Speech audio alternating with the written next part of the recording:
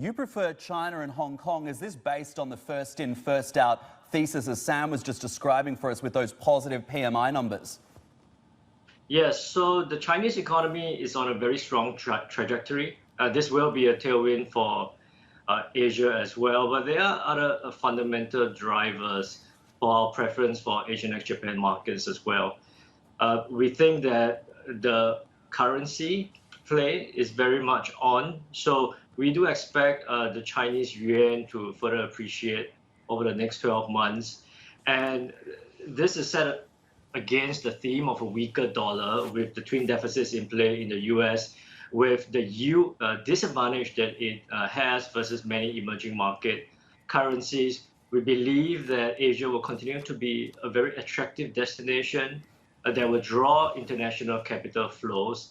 And finally, the last point I want to make here is that with interest rates slated to stay at ultra low levels in developed markets for a long time, emerging market high yield bonds, particularly Chinese high yield bonds, with the scope for currency appreciation, as I talked about earlier, will continue to be very attractive and attract institutional investors from developed markets into allocating capital here.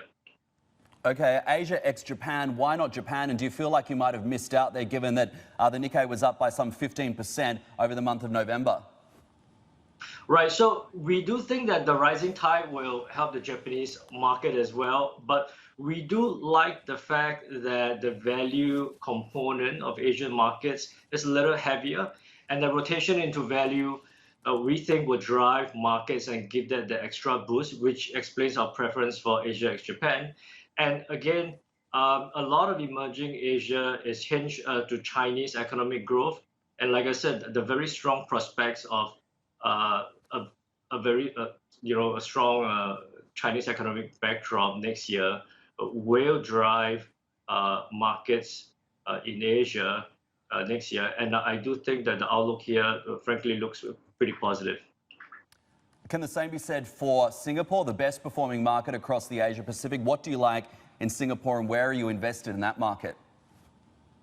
Yes, I do like Singapore. Now, it's been, frankly, an underperforming market for a few years now, and it's good that perhaps its time has come, right? So the Singapore market is very dominated by financials, real estate sectors that have been pretty unloved for some time, and frankly, trading at pretty attractive levels. So again, with that rotation into value that we expect over the next 3 to 6 months, we expect the financials sector to do well. And most importantly, I think the S-REIT sector, particularly those names in the commercial real estate space that have been hit by the COVID-19 pandemic, will also perform in our view. And we think that space looks very attractive right now.